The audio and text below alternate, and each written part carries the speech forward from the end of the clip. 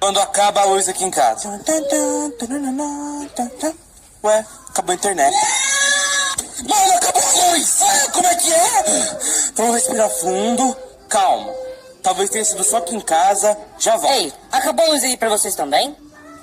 Beleza, beleza. Sem pânico, sem pânico. O que a gente consegue fazer quando a gente tá sem luz? Vamos fritar um ovo. Esqueceu que o nosso fogão elétrico não tem como fazer nada. Peraí, tá impressionando com fósforo. Cara, a gente parou de usar fósforo faz um tempão. Veja se tem. Ai, achei, graças a Deus. Ai, graças a Deus. Tem quantos? Um só. Tá, beleza. Vamos usar com cuidado. Ufa, ainda bem que a gente conseguiu achar um fósforo e... Parabéns, agora a gente vai morrer de fome.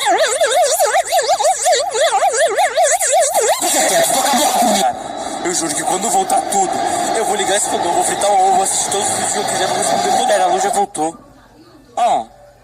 Vou ver o Lucas dela.